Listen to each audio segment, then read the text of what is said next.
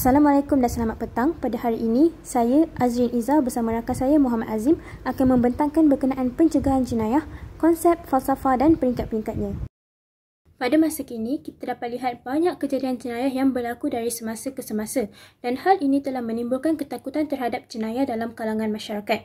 Secara amnya, jenayah merujuk kepada sebarang kelakuan atau perbuatan yang dianggap melanggar sesuatu perbuatan yang telah diperuntukkan dalam undang-undang negara. Dari segi moral, jenayah merujuk kepada sebarang perbuatan manusia yang bertentangan dengan kehendak sosial sesebuah masyarakat. Ia dipengaruhi oleh aspek-aspek kehidupan seperti adat resam, budaya, ideologi dan agama. Antara jenis-jenis jenayah yang wujud termasuklah jenayah ke atas manusia seperti membunuh dengan niat, rogol dan colek. Yang kedua, jenayah ke atas harta benda seperti mencuri, menyimpan barang curi dan vandalisme.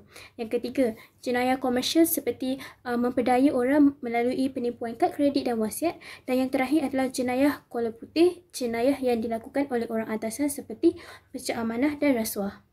Ketakutan terhadap jenayah pula adalah satu keadaan di mana individu berasa cemas secara rasional atau tidak rasional kerana mereka percaya bahawa mereka berpotensi untuk menjadi mangsa jenayah. Terdapat 3 perkara yang boleh diketengahkan apabila membincangkan fenomena ini, iaitu faktor demografi seperti jantina, bangsa, umur dan agama, pengalaman yang diambil oleh individu dan keadaan persekitaran sosial yang meningkatkan peluang untuk menjadi mangsa jenayah. Untuk memahaminya dengan lebih lanjut, mari kita dengar pengalaman yang dikongsi oleh rakan kami yang pernah menjadi mangsa jenayah seksual. Hai, saya Atira, umur 22, tinggal dekat Shah Alam. Kurang selamat sebab terlampau banyak kes lately ni, and saya pun pernah kena dulu. Time sekolah, waktu form 4 ke form 5 macam tu, kena depan sekolah oleh seorang lelaki Melayu dalam usia 30-an ke 40-an, tunjuk alat sulit dia dekat depan saya. Waktu tu saya baru datang sekolah, subuh lagi and gelap, so memang tak ada orang. Dia duduk atas motor, dia macam panggil, nak tanya alamat semua tu. Saya tolong je lah sebab saya ingat dia sesat kan. Tapi rupanya tidak, dia saja nak flash dia punya tu. Saya cakap dengan cikgu disiplin saya and dia ada buat tindakan, panggil polis semua tu and try to jaga keamanan sekolah. But then polis tak try hard untuk tangkap orang tu. Diorang datang ambil keterangan and dah, tu je. Tak ada langkah lain yang diorang try untuk ambil. Sebab tu saya tak selamat. Assalamualaikum. Bismillahirrahmanirrahim. Nama saya Hashim, tinggal di Shah Alam 7, umur 22 tahun, study lagi. Saya rasa selamat duduk di kawasan rumah saya sekarang ni. Sebab saya dah duduk dalam umur 2 tahun. Saya pernah menjadi bangsa jenayah, tapi saya tak sedar masa mula-mula saya kena itu. Saya dah sedar bila saya dah kena and saya cerita kat orang, baru orang macam, oh ini awak dah jadi bangsa jenayah semua kan. So jenis yang berlaku ni, masa tu saya nak pergi KL Central naik KTM. Saya di-approach oleh satu orang macam Mat Saleh ni. Bukan Mat Saleh, dia Chinese New York City citizen yang datang Malaysia bermastautin bekerja. Dia seorang gay. Saya mula tak tahu, tapi secara pakaian dia memang macam lelaki, handsome semua kan. Gaya dia kan. Tapi bila rupanya dia ni seorang gay. Dia approach saya, dia tanya macam-macam pasal benda-benda yang macam, dia direct, straightforward. Dia terus tanya pasal benda-benda yang gay semua ni. And dia ada macam sentuh-sentuh saya semua tu lah. Tapi Alhamdulillah tak ada apa jadi kat saya. Sebab saya sebab tempat dalam KTM tu masa tu ramai, jadi Alhamdulillah. So dia tak ada buat apa-apa kat saya. Berdasarkan perkongsian mereka sebentar tadi, ia jelas menunjukkan bahawa kejadian jenayah boleh berlaku dalam apa jua keadaan tanpa mengenal siapa mangsanya. Oleh itu, langkah pencegahan jenayah haruslah diambil bagi membendung gejala daripada berlaku. Jadi, marilah kita pelajari berkenaan konsep pencegahan jenayah dengan lebih terperinci. Azim, dipersilakan.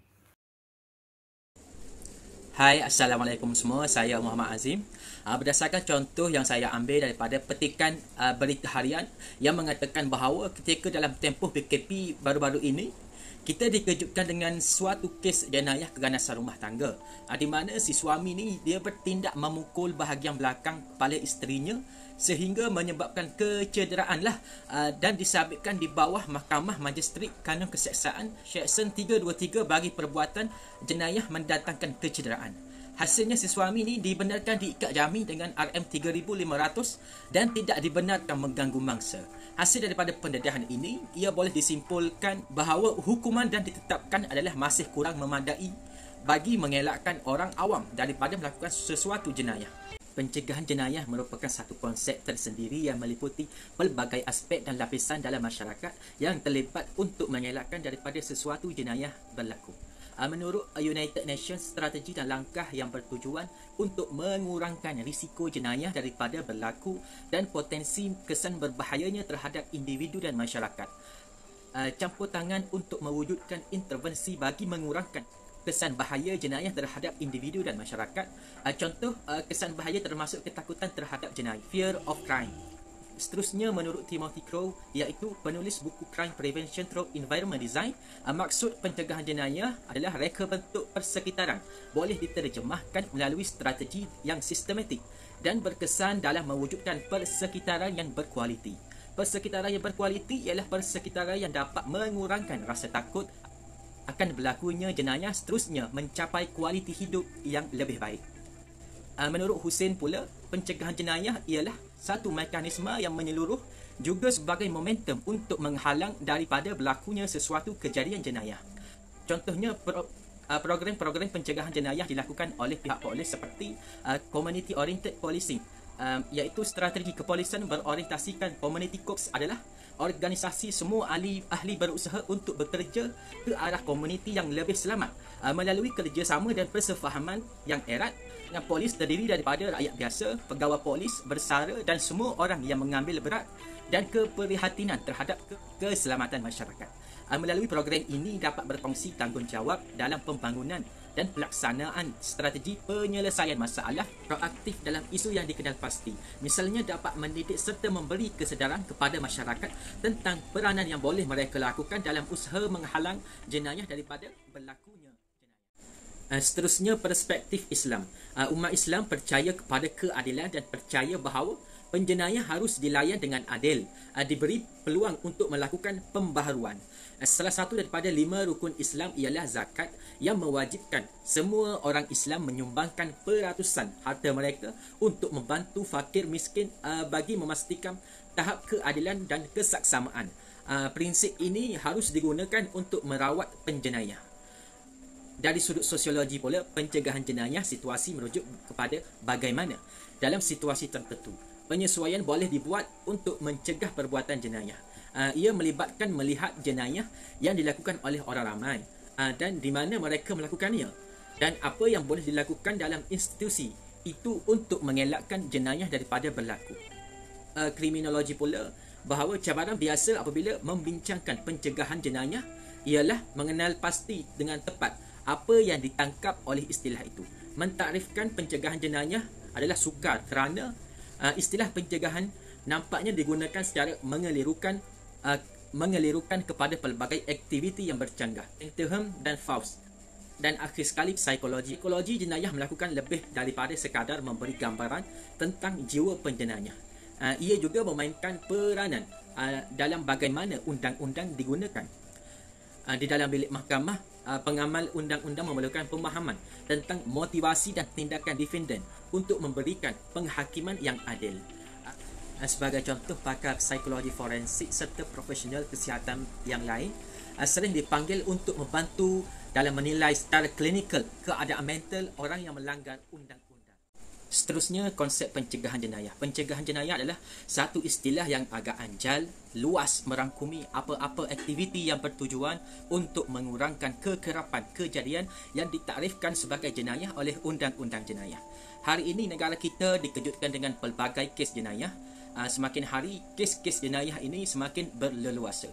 Isu ini sungguh memalukan memandangkan negara kita sekarang, Malaysia, merupakan negara yang sedang pesat membangun. Pencegahan jenayah adalah sekumpulan langkah-langkah yang bersifat politik, ekonomi, sosial dan keselamatan yang bertujuan untuk mencegah perbuatan jenayah. Dari sudut pandang umum, ia berusaha untuk meminimumkan peluang melakukan kejahatan bagi mengelakkan dari berlakunya jenayah. Jenayah ni boleh diteguh dengan melalui pelbagai cara, antaranya melalui sikap berwaspada oleh setiap individu dan masyarakat, memperbaiki kehidupan sosial di samping tugas-tugas yang dijalankan oleh anggota polis. Pihak polis dipertanggungjawabkan menangkap dan mencegah jenayah dan mereka berhak menahan sesiapa yang disyaki untuk dibicara oleh mahkamah. bentuk pencegahan jenayah. Pertama, proaktif, iaitu tindakan pencegahan jenayah dibuat sebelum jenayah berlaku. Dalam hal ini, di samping hukuman dan penguatkuasaan undang-undang secara tegas, kempen untuk memerangi jenayah secara besar-besaran perlu dilancarkan agar masyarakat sedar tentang keburukan jenayah. Khususnya golongan muda, ianya perlu dididik untuk berkelakuan baik dan sentiasa mematuhi peraturan undang-undang sejak muda lagi agar mereka tidak mudah terpengaruh untuk melibatkan diri dalam aktiviti jenayah apabila mereka dewasa kelak. Sememangnya mendidik ni mestilah sejak kecil lagi, kerana melentur buluh biarlah daripada rebungnya.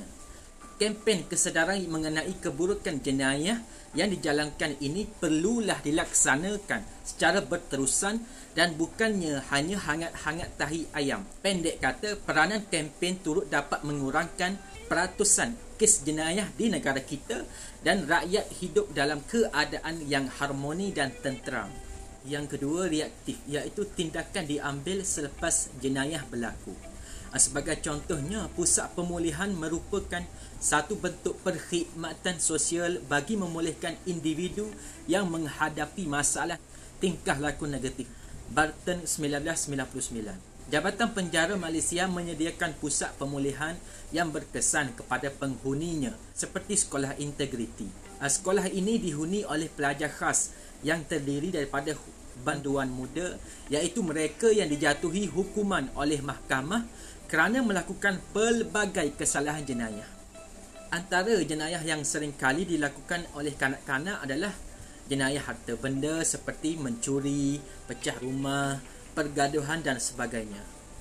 Jadi banduan yang ditempatkan di pusat pemulihan ini akan melalui proses pembentukan jati diri bagi melahirkan disiplin yang tinggi dan sahsiah yang baik untuk menjadikan mereka seorang manusia yang boleh diterima oleh keluarga dan masyarakat. Ini adalah contoh pusat koreksional yang terletak di puncak alam yang menempatkan banduan-banduan muda. Sekarang mari kita pelajari falsafah pencegahan jenayah dan peringkat-peringkatnya.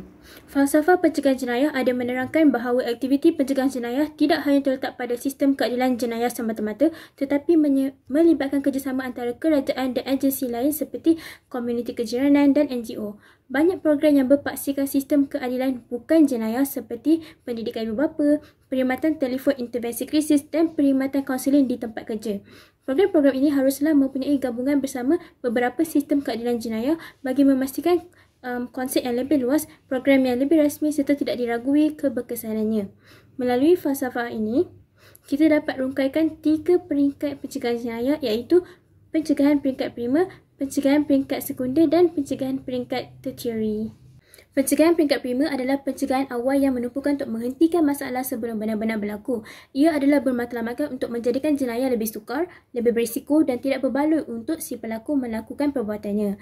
Dalam pencegahan peringkat prima, kita mesti melihat kepada aspek keadaan persekitaran sosial dan fizikal kerana ia boleh menjadi faktor prajadian jenayah sama ada dalam konteks si pelaku maupun mangsa. Contohnya, persekitaran kawasan perumahan pada waktu malam yang gelap dan sunyi mampu untuk membuka peluang kepada para penjenayah untuk melakukan aktiviti jenayahnya seperti meragui dan gangguan seksual. Jadi, langkah pencegahan jenayah yang boleh dibuat adalah dengan mengambil kira aspek reka bentuk persekitaran atau dikenali sebagai crime prevention through environmental design. Ia adalah pendekatan yang menekankan pemekasaan kawasan komuniti dengan menjalankan pengubahsuaian terhadap persekitaran fizikal yang memudahkan komuniti untuk mengawasinya. Sebagai contoh, antara elemen di dalamnya termasuklah pengawasan formal seperti penyediaan kamera litar tertutup, pengambilan pengawal keselamatan dan rondaan keselamatan secara berkala pada waktu-waktu tertentu. Bukan itu saja, ia juga melibatkan aspek pencahayaan yang mewajarkan pemasangan lampu-lampu jalan di kawasan persekitaran. Pengawasan mekanikal ini harus dipantau kefungsiannya dengan memeriksa setiap lampu sama ada masih menyala atau perlu diganti supaya dapat menjalankan peranannya sebagai alat pencegahan jenayah. Ini adalah contoh pelaksanaan reka bentuk persekitaran di kawasan saya, iaitu papan tanda keselamatan talian kecemasan yang diletakkan oleh PDRM dengan kerjasama Majlis Bandaraya Shah Alam dan Pemaju Bangunan Perbadanan Kemajuan Negeri Selangor PKNS. Seterusnya, pencegahan peringkat prima turut menekankan terhadap pemberian kesedaran pendidikan kepada masyarakat agar tidak menjadi mangsa jenayah. Sebagai contoh, agensi anti dadah kebangsaan menyediakan program pendidikan jenayah kepada masyarakat. Contohnya, bahagian pencegahan AADK ini dilaksanakan pameran anti dadah di SMK Bukit Kapar bagi memberi pendidikan kepada pelajar sekolah berkenaan jenayah dadah. Apabila masyarakat diberikan pendedahan dengan program sebegini pada peringkat awal, jadi mereka akan lebih cakna terhadap isu semasa dan elak daripada terjebak melakukan jenayah. Contoh yang kedua, sebuah badan NGO, Malaysian Against Pornography, turut mengambil inisiatif untuk memberi kesedaran pendidikan jenayah seksual kepada masyarakat, khususnya kanak-kanak. Jadi mari kita tonton video pendek yang mereka hasilkan. Ini Dave. Setiap petang, selepas sekolah, Dave akan mengulang kaji pelajarannya bersama Abang Man, seorang tutor. Tetapi, Abang Man mempunyai niat yang tidak baik terhadap Dave. Abang Man ini mengambil kesempatan dan meraba Dave. Dave kemudian menjerit dan melarikan diri dari Abang Man. Kemudian memberitahu Cikgu Ain mengenai kejadian tersebut. Lalu, Cikgu Ain menelefon 999 untuk melaporkan kejadian tersebut kepada pihak berkuasa. Akhirnya, Abang Man berjaya ditangkap oleh polis. Ingat ya adik-adik, jika ada sesiapa menyentuh di mana-mana bahagian badan adik-adik, jerit dan lari. Kemudian, beritahu kepada ibu bapa atau penjaga mengenai kejadian tersebut.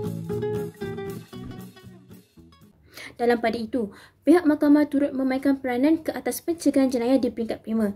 Mereka bertindak sebagai mediator untuk menguatkuasakan undang-undang bagi mengawal kes jenayah daripada berleluasa. Bukan itu sahaja, hukuman yang dikenakan oleh mahkamah juga boleh dijadikan sebagai alat pencegahan jenayah kerana bila masyarakat sedar akan akibat satu perbuatan jenayah, jadi mereka akan berasa takut untuk melakukan jenayah tersebut. Contohnya, kes ibu anak 9 yang dijatuhi hukuman mati mandatory telah memberi pengajaran kepada semua masyarakat untuk tidak mengedar dadah kerana hukuman yang dikenakan sangat menakutkan. Pencegahan peringkat sekunder pula melibatkan pengecaman awal untuk jejak dan kenal pasti individu yang berpotensi untuk melibatkan diri dengan jenayah dan berusaha untuk campur tangan dalam kehidupan mereka supaya dapat ditegah daripada melakukannya. Kat sini kita dah diagnose siapa individu yang terlibat, jadi senang untuk kita ramal faktor-faktor risiko pembiakan jenayah. Menurut Paul dan Frederick, terdapat 3 perkara yang harus ditumpukan dalam pencegahan peringkat sekunder iaitu kenal pasti individu yang berisiko, lakukan intervensi dan gerakkan program pencerahan. Sebagai contoh, Alif, pelajar tingkatan 3 mempunyai rekod kesalahan disiplin kerana pernah memeras ugut rakan kelasnya dan ditangkap merokok di kawasan sekolah. Oleh itu, bagi mencegahnya daripada melakukan jenayah di kemudian hari, langkah intervensi akan dilakukan dengan memberikannya sesi kaunseling secara berkala. Lepas tu kita akan hantar Alif ke program pencerahan seperti program pencegahan dan rawatan merokok bagi mengurangkan ketagihannya terhadap rokok. Ini kerana menurut Prof. Siti Hajar dan Abdul Hadi Zakaria, penulis buku Pelindungan Kanak-Kanak Berisiko, merokok adalah tingkah laku yang membuka jalan kepada aktiviti-aktiviti antisosial lain seperti penyalahgunaan dadah, ganja dan arak. Dengan ini, kita dapat mencegah Alif daripada terlibat dengan jenayah. Antara agensi yang terlibat dengan program ini adalah Kementerian Kesihatan Malaysia KKM. Pencegahan jenayah peringkat sekunder turut memfokuskan kepada kawasan kejiranan di mana kadar jenayah adalah tinggi. Kita tahu dalam setiap kawasan kejiranan mesti ada kes jenayah yang pernah berlaku seperti curi motor ke, pecah masuk rumah dan ragut. Dan bila kita dah mengecam kawasan itu sebagai kawasan sasaran jenayah, maka menurut peringkat ini kita mestilah mewujudkan pusat komuniti kejiranan bagi bersama melindungi kawasan perumahan daripada menjadi kawasan kes jenayah. Sebagai contoh, komuniti kejiranan melaksanakan mesyuarat JKKK dengan kerap bagi membincangkan isu keselamatan di kampung untuk memastikan kadar jenayah menurun. Dalam mesyuarat itu, pelbagai intervensi boleh dibincangkan seperti pemasangan pagar keselamatan atau boleh buat jadual tugasan rondaan di mana setiap penduduk bertugas untuk melakukan rondaan mengikut jadual seperti yang pernah dilakukan oleh bapa saya. Dalam peringkat ini juga, polis memainkan peranan yang penting untuk bertindak dalam keadaan omnipresent. Omnipresent bermaksud apabila masyarakat boleh rasa kehadiran polis dalam persekitaran mereka. Polis perlulah menyediakan operasi perkhidmatan sosial seperti melakukan rondaan secara kerap di kawasan kejiranan. Pencegahan jenayah peringkat terteri.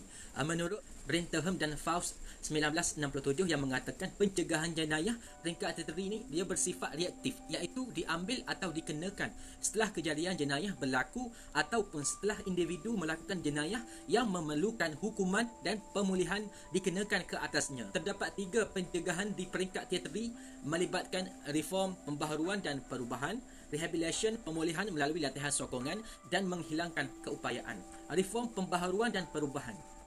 Hukuman berbentuk pencegahan ini akan diberikan kepada pesalah kanak-kanak yang berusia bawah 18 tahun melalui pendidikan, seperti melalui kempen kesedaran anti dadah dan sebagainya, supaya dapat mencegah mereka dari terlibat dengan dadah. Manakala teori pemulihan diguna pakai oleh mahkamah jika pesalah merupakan seorang kanak-kanak di bawah umur 18 tahun dan melakukan jenayah yang tidak dikategorikan berat. Hal ini kerana tidak ada hukuman berbentuk pembalasan akan diterima oleh pesalah kanak-kanak. Pesalah kanak-kanak juga lebih menerima hukuman berbentuk pemulihan. Sebagai contohnya di sini, seorang pesalah kanak-kanak 14 tahun terlibat dengan dadah dimasukkan ke dalam sekolah Henry Gurney untuk memulihkannya. Antara aktiviti yang dilakukan ialah aktiviti mengaji, kemahiran, salon kecantikan, jahitan dobi, mencanting batik dan catering. Jadi melalui hukuman pemulihan ini, ianya dapat memulihkan kanak-kanak serta mengembalikan kanak-kanak tersebut kepada masyarakat dan menjadi masyarakat yang berguna. Rehabilitation, pemulihan melalui latihan sokongan. Tindakan koreksional yang boleh dilakukan kepada pesalah kanak-kanak ialah perintah khidmat masyarakat. Di mana perintah khidmat masyarakat ini merupakan bentuk pemulihan yang boleh dilakukan kepada kanak-kanak.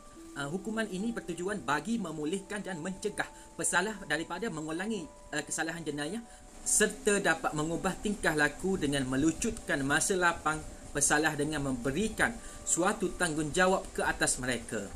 Antara program yang boleh dilakukan ialah program jati diri, program kemahiran dan kerja pembaikian motosikal, kelas memasak dan banyak lagi. Pelaksanaan aktiviti bersama masyarakat ini dapat mengubah pesalah kanak-kanak ini untuk menjadi lebih berdisiplin dan membentuk tingkah laku pesalah agar selari dengan norma dan standard dalam masyarakat. Seterusnya, incapacitation iaitu mematahkan atau menghilangkan keupayaan. Ia merupakan satu deterrence untuk menghalang seseorang daripada terus melakukan kesalahan jenayah dengan cara memasukkan penjenayah tersebut ke dalam penjara. Sudah tentu tindakan menghalang sebegini secara tidak langsung boleh mematahkan keupayaan pelaku tersebut untuk melakukan jenayah apabila mereka berada di dalam penjara. Malah penjenayah ini mempunyai kesempatan untuk melakukan perubahan dalam dirinya ke arah yang lebih baik melalui program pemulihan yang dilakukan di penjara seperti latihan agama dan moral berfungsi memberi kesedaran kepada banduan.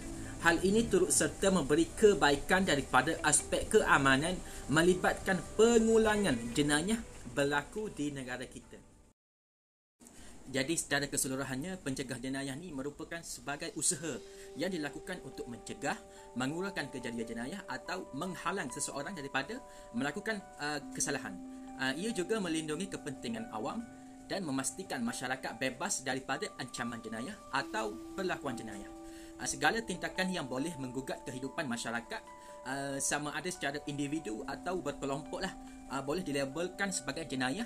Dan oleh sebab itulah munculnya pelbagai akta dan perundangan yang digubal oleh kerajaan bagi menjaga keamanan dan kesejahteraan rakyat. Dengan penglibatan agensi-agensi kerajaan seperti polis, mahkamah dan penjara, sudah semestinya dapat memastikan proses menentukan pencegahan jenayah di negara kita berjalan dengan lancar. Oleh itu, masyarakat juga mestilah lebih peka dengan situasi dan perlu untuk sentiasa mengambil langkah berjaga-jaga supaya keselamatan diri dapat dijaga dan tidak selalu mengharapkan kepada pihak berkuasa. Dan terima kasih.